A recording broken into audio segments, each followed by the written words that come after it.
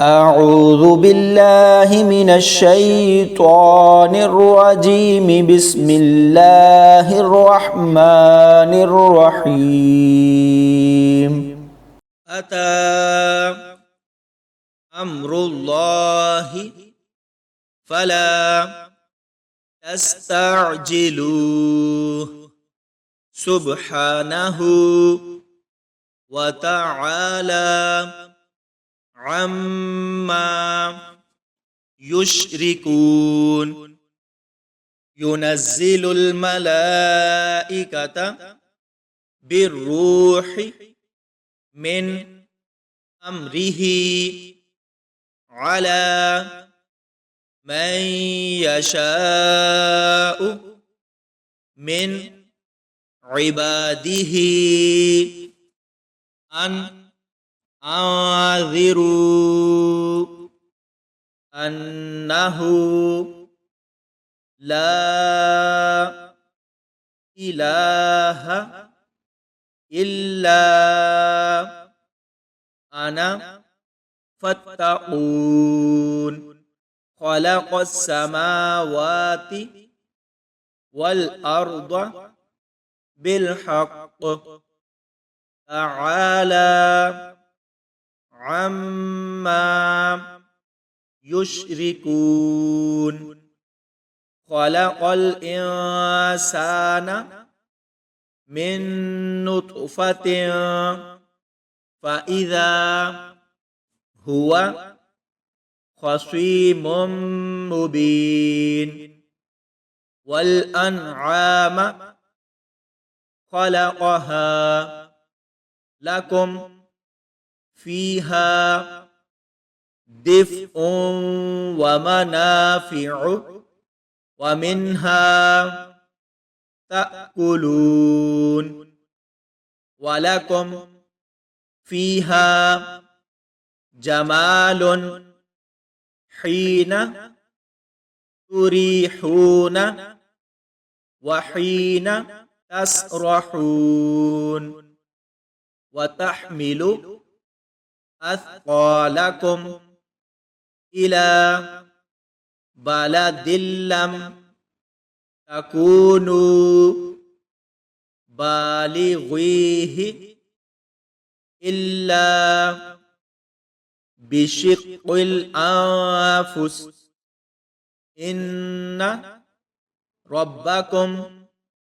لرؤوف رحيم والخيل والبغال والحمير لتركبوها وزينة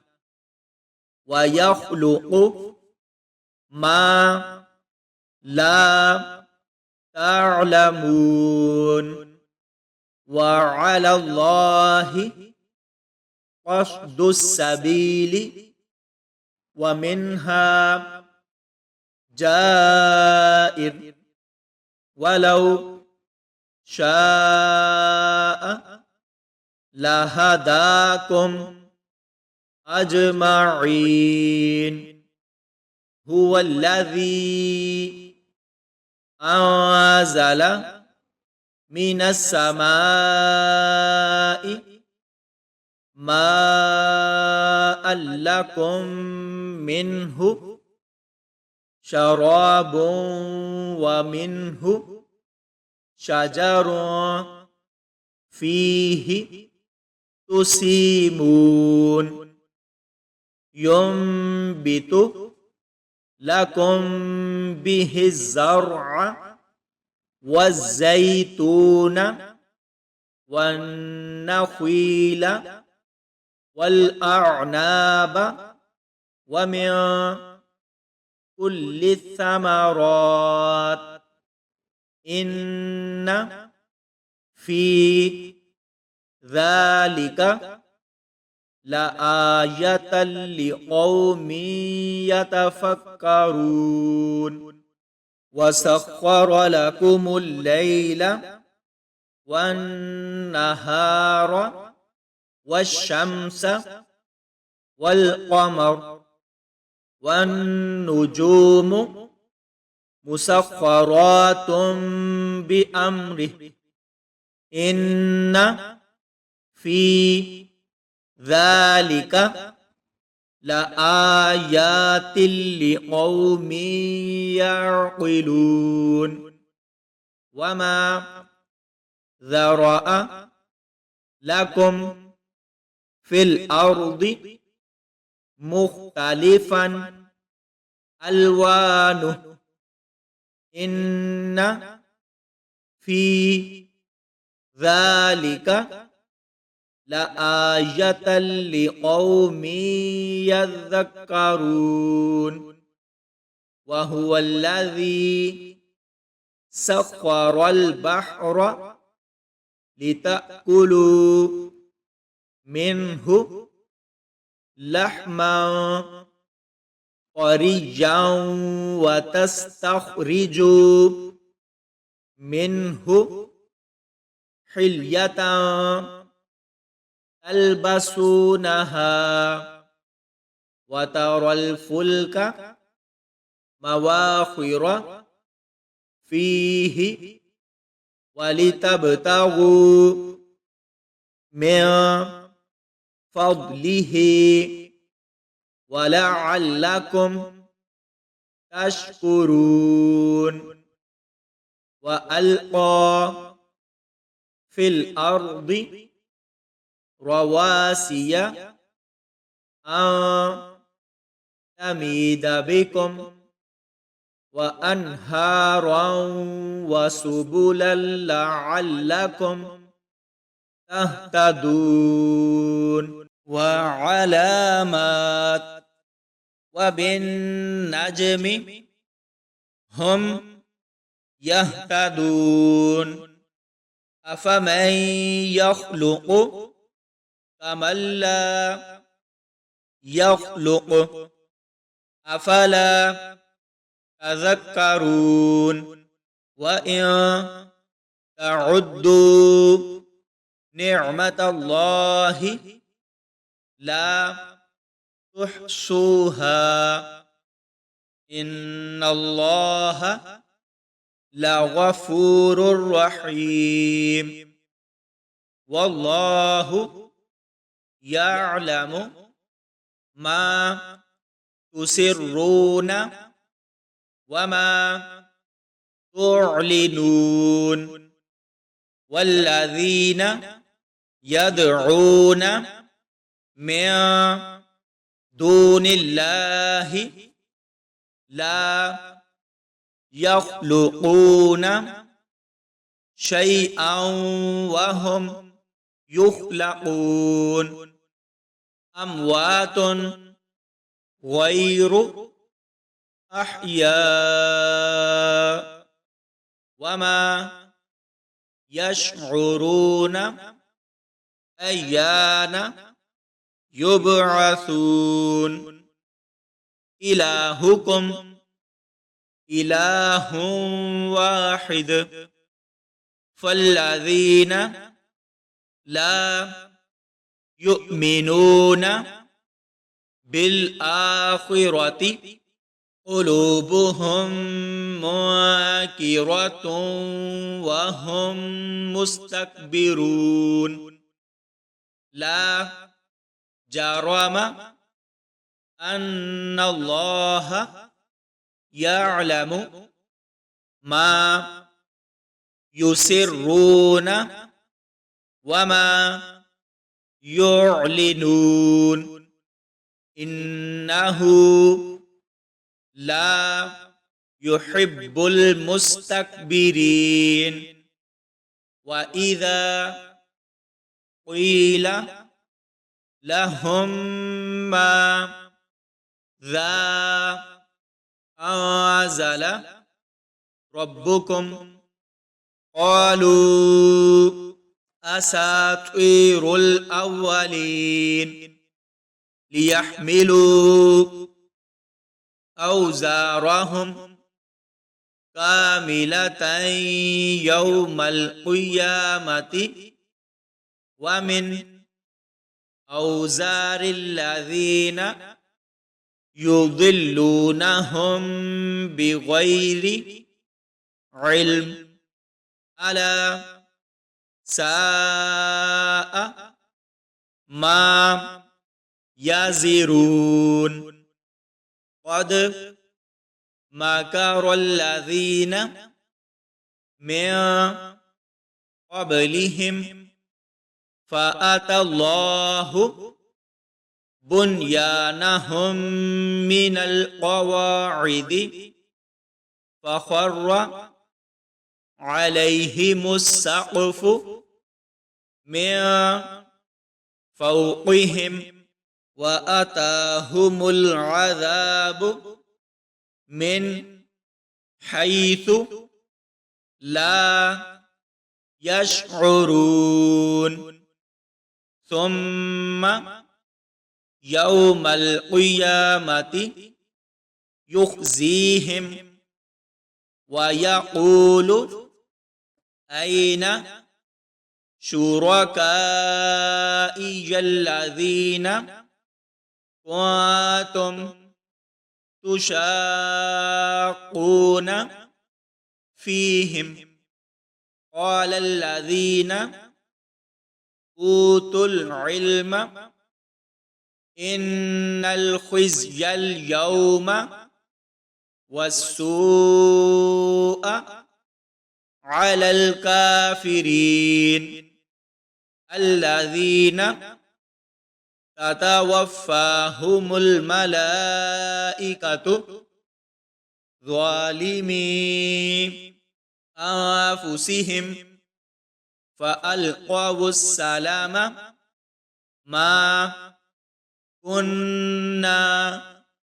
نعمل من سوء بلى إن الله عليم بما كنتم تعملون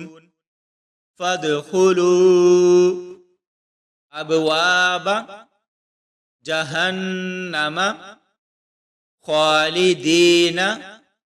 فيها فلبئس مثوى المتكبرين وقيل للذين اتقوا ماذا أنزل ربكم قالوا خيرا للذين أحسنوا في هذه الدنيا حسنة ولدار الآخرة خير ولنعم دار المتقين جنات عدن يدخلونها تجري من تحتها الأنهار لهم فيها ما يشاءون كذلك يجزي الله المتقين الذين تتوفاهم الملائكة طيبين يقولون سلام عليكم ادخلوا الجنة بما كنتم تعملون هل ينظرون إلا أن تأتيهم الملائكة أو يأتي أمر ربك كذلك فعل الذين من قبلهم وما ظلمهم الله ولكن كانوا أنفسهم يظلمون فأصابهم سيئات ما عملوا وحاق بهم ما كانوا به يستهزئون وقال الذين أشركوا لو شاء الله ما عبدنا من دونه من شيء نحن ولا آباؤنا ولا حرمنا من دونه من شيء كذلك فعل الذين من قبلهم فهل على الرسل إلا البلاغ المبين ولقد بعثنا في كل أمة رسولا أن اعبدوا الله واجتنبوا الطاغوت ومنهم من هدى الله ومنهم من حقت عليه الضلالة فسيروا في الأرض فانظروا كيف كان عاقبة المكذبين إن تحرص على هداهم فإن الله لا يهدي من يضل وما لهم من ناصرين وأقسموا بالله جهد أيمانهم لا يبعث الله من يموت بلى وعدا عليه حقا ولكن أكثر الناس لا يعلمون ليبين لهم الذي يختلفون فيه وليعلم الذين كفروا أنهم كانوا كاذبين إنما قولنا لشيء إذا أردناه أن نقول له كن فيكون والذين هاجروا في الله من بعد ما ظلموا لنبوئنهم في الدنيا حسنة ولأجر الآخرة أكبر لو كانوا يعلمون الذين صبروا وعلى ربهم يتوكلون وما أرسلنا من قبلك إلا رجالا نوحي إليهم فاسألوا أهل الذكر إن كنتم لا تعلمون بالبينات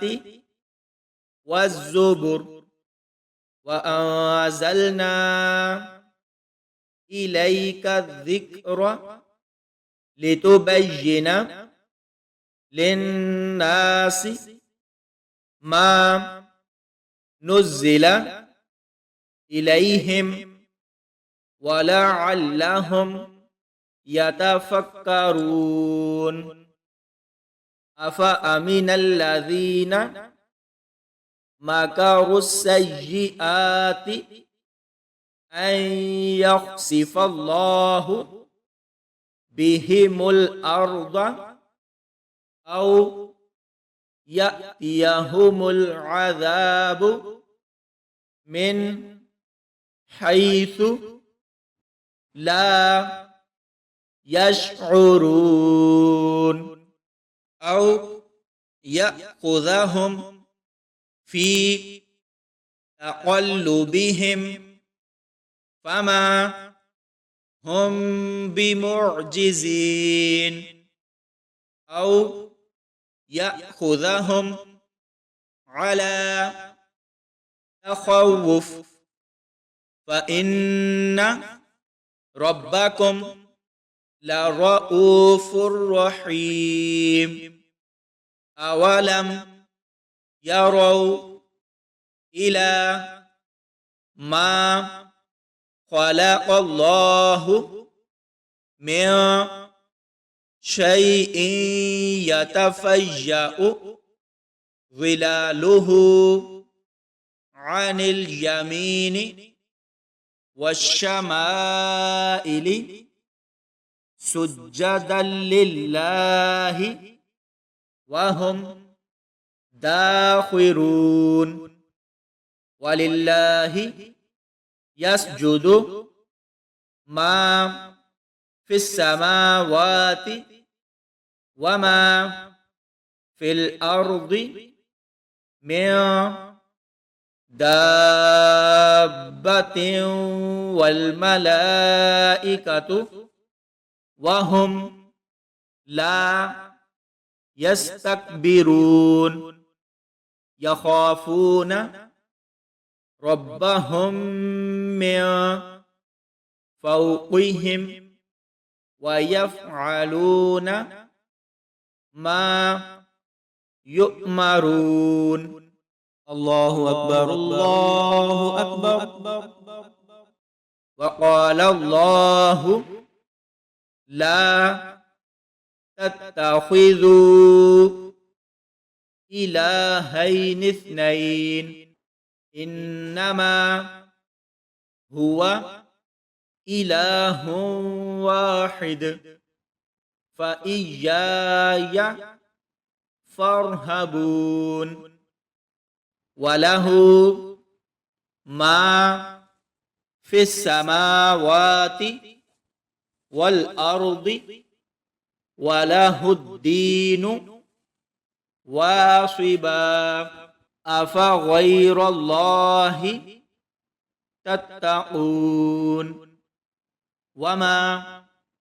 بكم من نعمة فمن الله ثم إذا مسكم الضر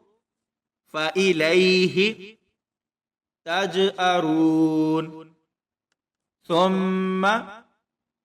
إذا كشف الضر عنكم إذا فريق منكم بربهم يشركون ليكفروا بما آتيناهم فتمتعوا فسوف تعلمون ويجعلون لما لا يعلمون نصيبا مما رزقناهم تالله لتسألن عما كنتم تفترون ويجعلون لله البنات سبحانه ولهم ما يشتهون وإذا بشر أحدهم بالأنثى ظل وجهه مسودا وهو كظيم يتوارى من القوم من سوء ما بشر به أيمسكه على هون أم يدسه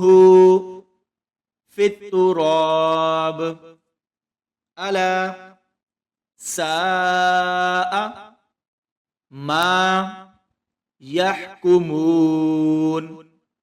للذين لا يؤمنون بالآخرة مثل السوء ولله المثل الأعلى وهو العزيز الحكيم ولو يؤاخذ الله الناس بظلمهم ما ترك عليها من دابة ولكن يؤخرهم إلى أجل مسمى فإذا جاء أجلهم لا يستأخرون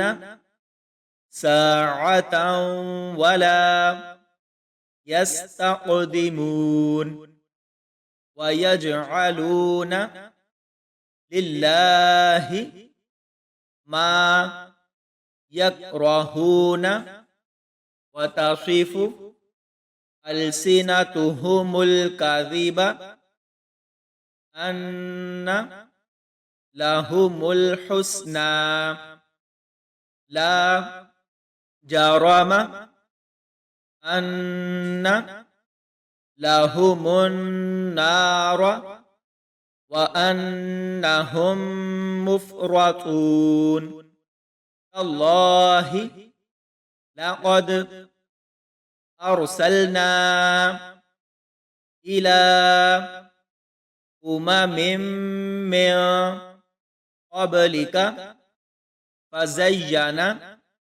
لهم الشيطان أعمالهم فهو وليهم اليوم ولهم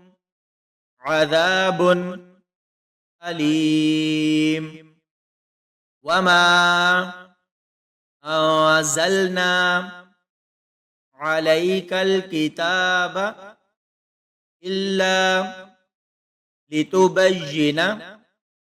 لهم الذي اختلفوا فيه وهدى ورحمة لقوم يؤمنون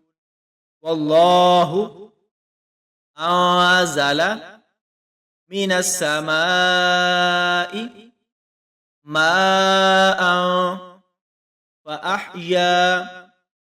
به الأرض بعد موتها إن في ذلك لآية لقوم يسمعون وإن لكم في الأنعام لعبرة نسقيكم مما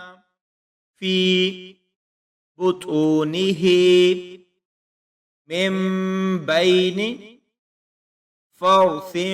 ودم لبنا خالصا سائغا للشاربين ومن ثمرات النخيل والأعناب تتخذون منه سكرا ورزقا حسنا إن في ذلك لآية لقوم يعقلون وأوحى ربك إلى النحل أن اتخذي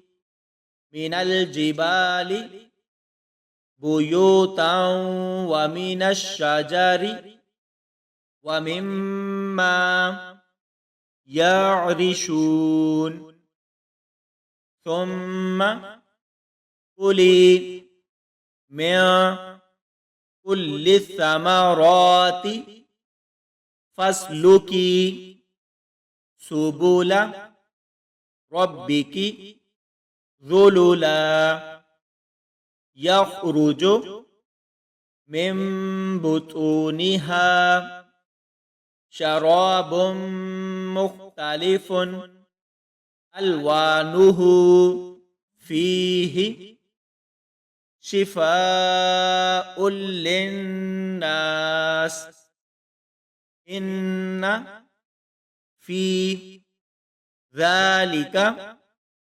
لآية لقوم يتفكرون والله خلقكم ثم يتوفاكم ومنكم من يرد إلى أرذل العمر لكي لا يعلم بعد علم شيئا إن الله عليم قدير والله فضل بعضكم على بعض في الرزق فما الذين فضلوا براد رزقهم على ما ملكت أيمانهم فهم فيه سواء أفبنعمة الله يجحدون والله جعل لكم من أنفسكم أزواجا وجعل لكم من أزواجكم بنين وحفظة ورزقكم من الطيبات أفبالباطل يؤمنون وبنعمة الله هم يكفرون ويعبدون من دون الله ما لا يملك لهم رزقا من السماوات والأرض شيئا ولا يستطيعون فلا تضربوا لله الأمثال إن الله يعلم وأنتم لا تعلمون ضرب الله مثلا عبدا مملوكا لا يقدر على شيء ومن رزقناه منا رزقا حسنا فهو ينفق منه سرا وجهرا هل يستوون الحمد لله بل أكثرهم لا يعلمون وضرب الله مثل الرجلين أحدهما أبكم لا يقدر على شيء وهو كل على مولاه أينما يوجهه لا يأتي بخير هل يستوي هو ومن يأمر بالعدل وهو على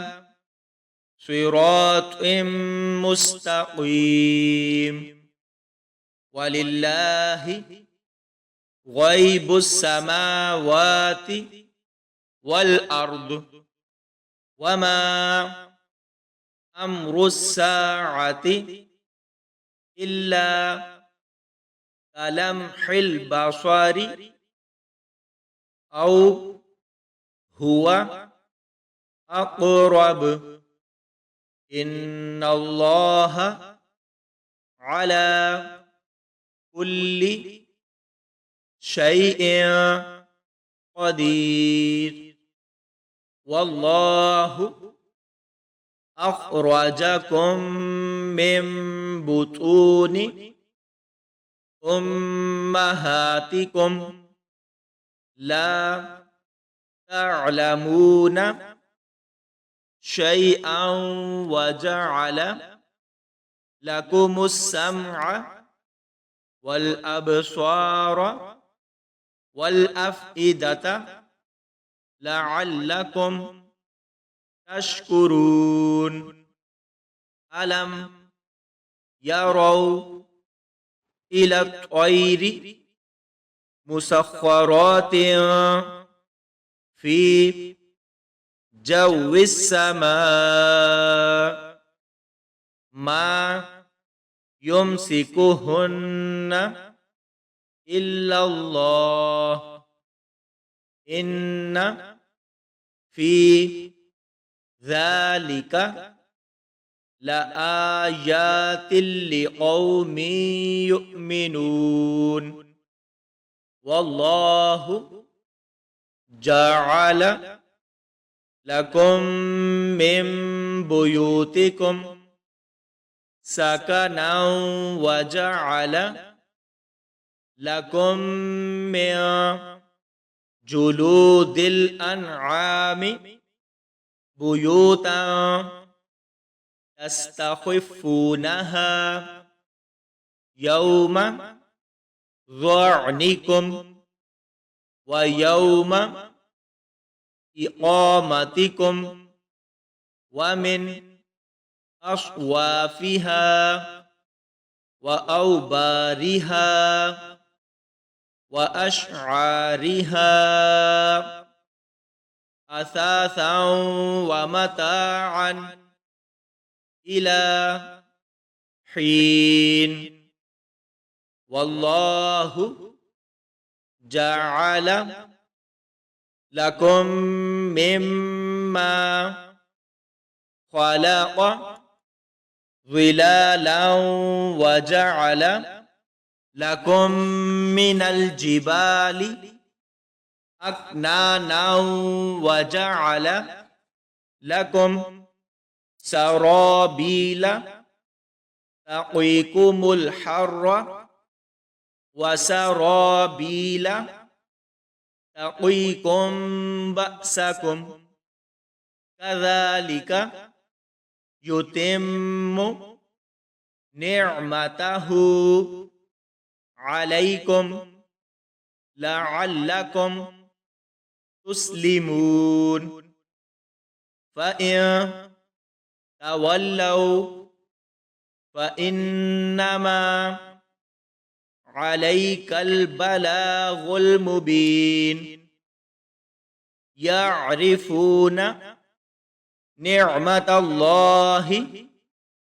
ثم ينكرونها وأكثرهم الكافرون ويوم نبعث من كل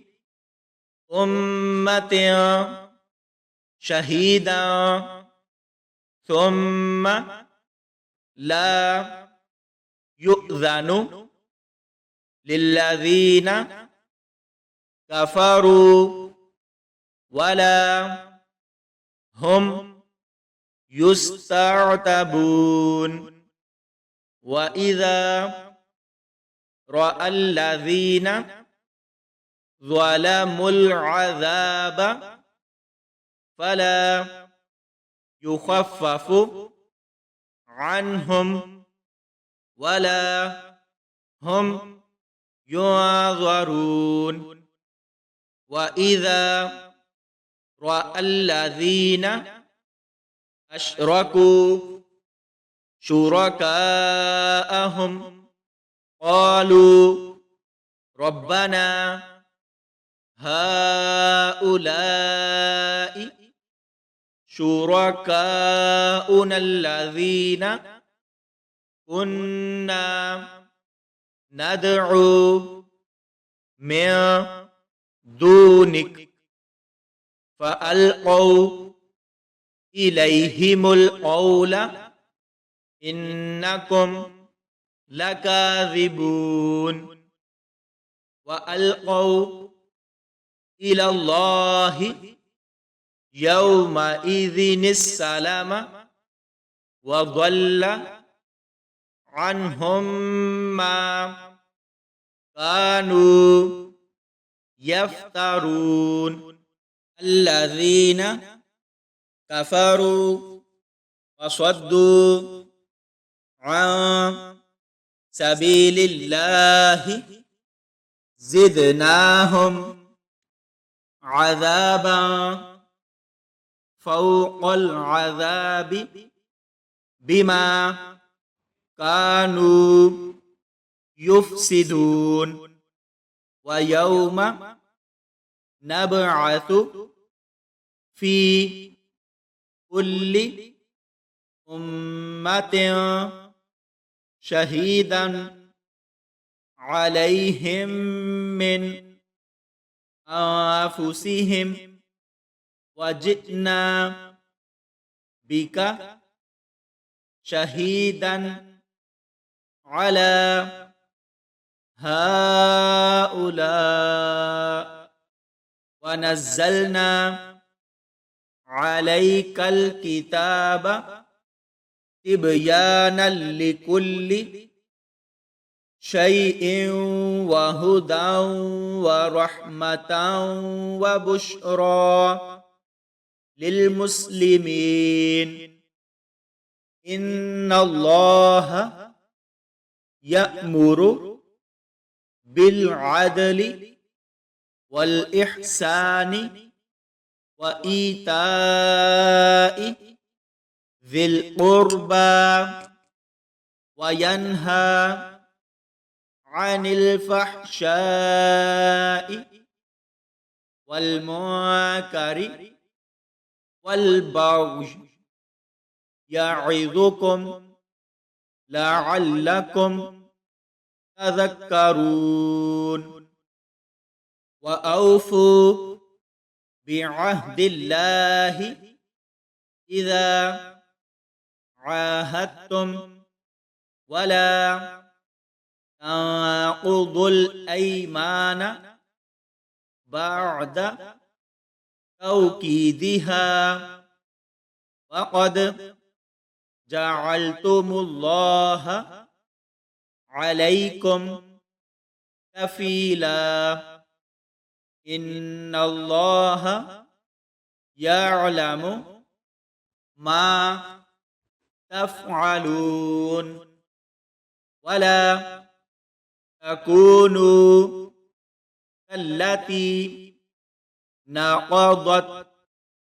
غزلها من بعد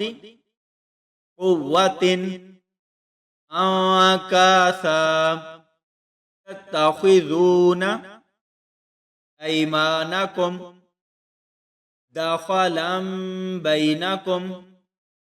أن تكون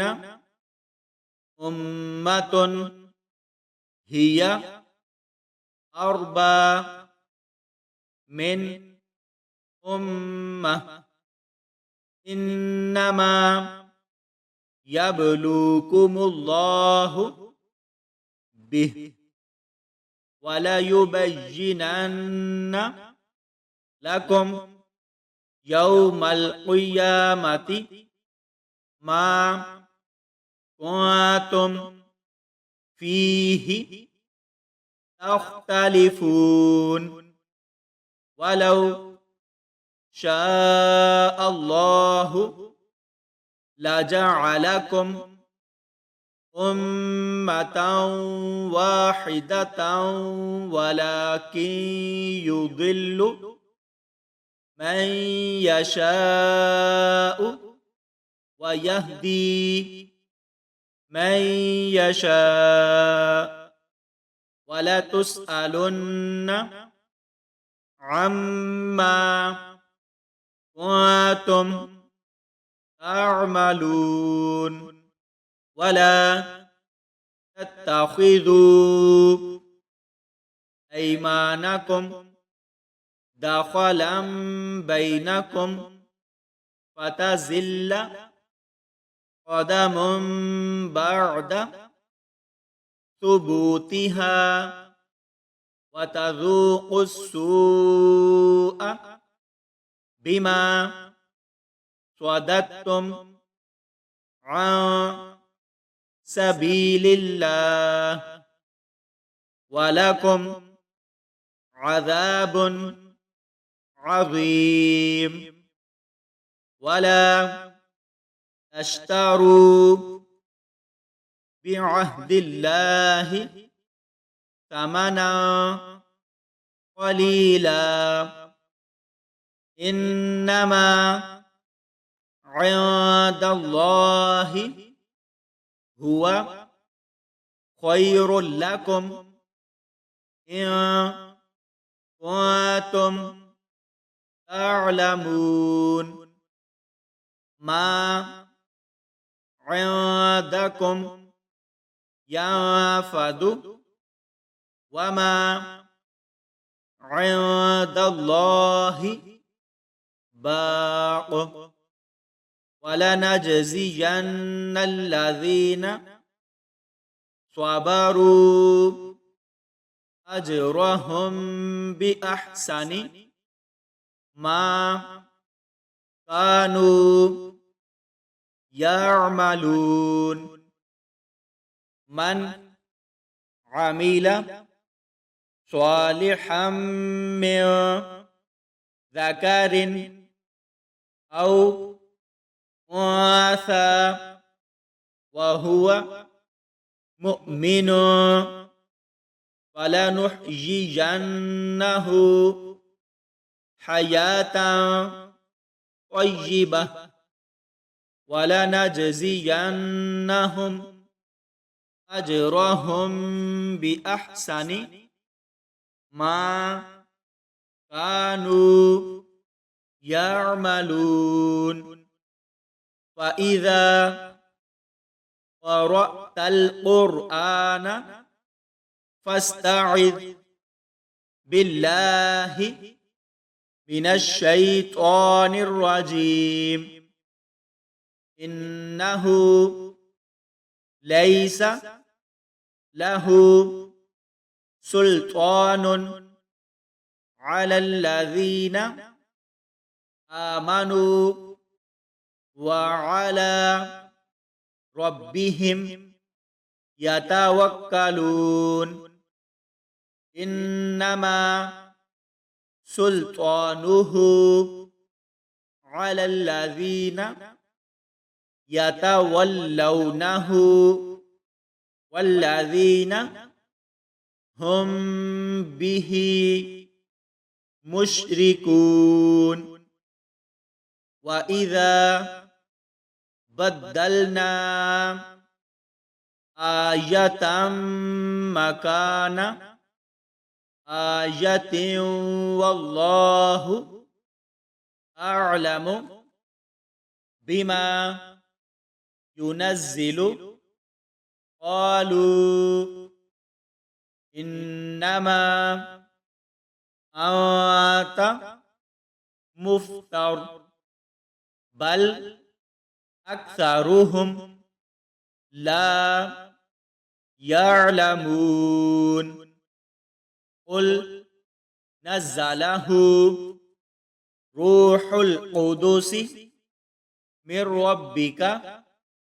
بالحق لا يثبت الذين آمنوا وهدى وبشرى للمسلمين ولقد نعلم أنهم يقولون إنما يعلمه بشر لسان الذي يلحدون إليه أعجمي وهذا لسان عربي مبين إن الذين لا يؤمنون بآيات الله لا يهديهم الله ولهم عذاب أليم إنما يفتري الكذب الذين لا يؤمنون بآيات الله وأولئك هم الكاذبون من كفر بالله من بعد إيمانه إلا من أكره وقلبه مطمئن بالإيمان ولكن من شرح بالكفر صدرا فعليهم غضب من الله ولهم عذاب عظيم ذلك بأنه مستحب الحياة الدنيا على الآخرة وأن الله لا يهدي القوم الكافرين أولئك الذين طبع الله على قلوبهم وسمعهم وأبصارهم وأولئك هم الغافلون لا جرم أنهم في الآخرة هم الخاسرون ثم إن ربك للذين هاجروا من بعد ما فتنوا ثم جاهدوا وصبروا إن ربك من بعدها لغفور رحيم يوم تأتي كل نفس تجادل عن نفسها وتوفى كل نفس ما عملت وهم لا يظلمون وضرب الله مثلا قرية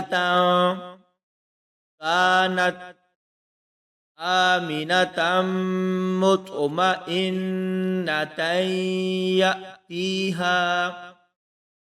رزقها رغدا من كل مكان فكفرت بأنعم الله فأذاقها الله لباس الجوع والخوف بما كانوا يصنعون ولقد جاءهم رسول منهم فكذبوه فأخذهم العذاب وهم ظالمون فكلوا مما رزقكم الله حلالا طيبا واشكروا نعمة الله إن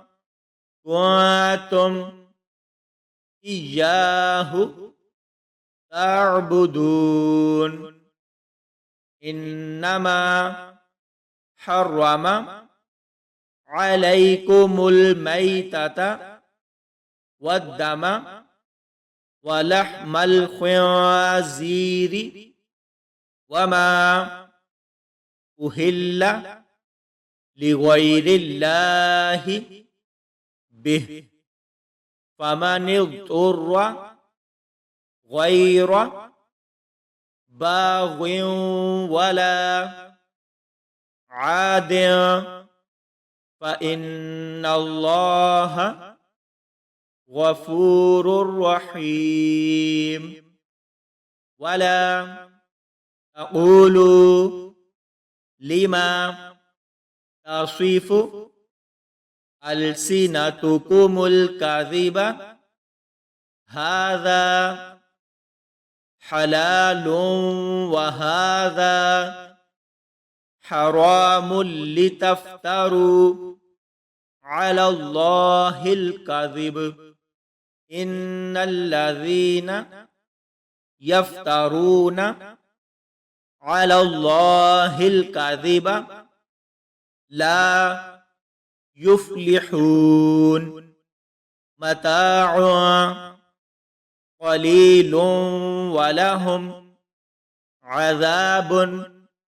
أليم وعلى الذين هادوا حرمنا ما قصصنا عليك من قبل وما ظلمناهم ولكن كانوا أنفسهم يظلمون ثم إن ربك للذين عملوا السوء بجهالة ثم تابوا من بعد ذلك وأصلحوا إن ربك من بعدها لغفور رحيم إن إبراهيم كان أمة قانتا لله حنيفا ولم يك من المشركين شاكرا لأنعمه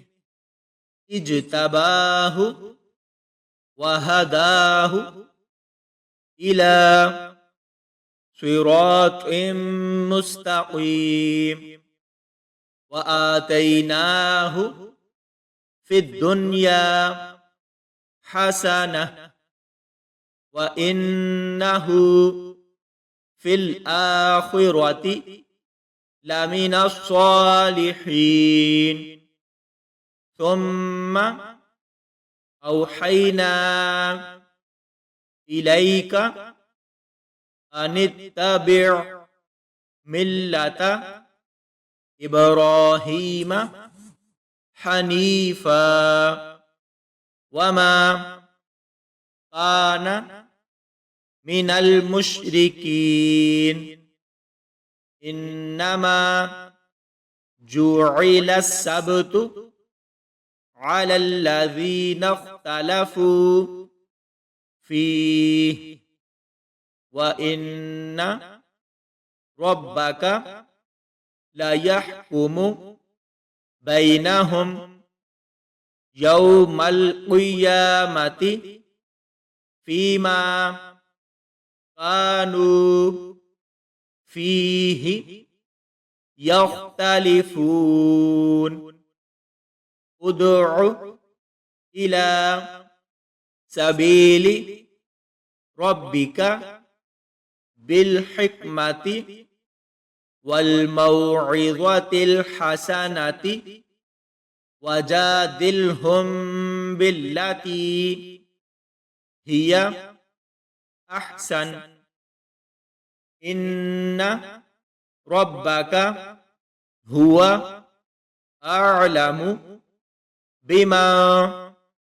ضل عن سبيله وهو أعلم بالمهتدين وإن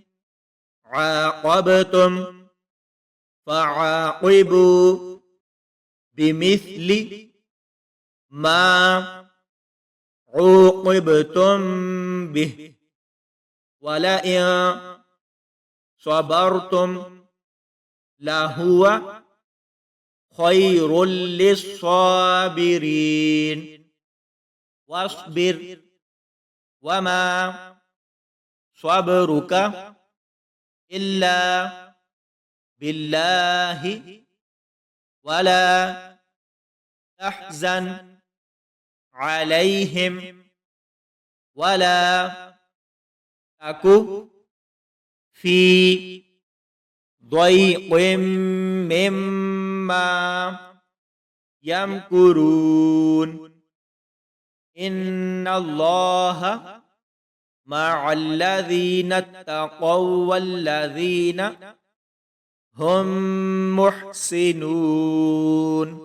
صدق الله العظيم.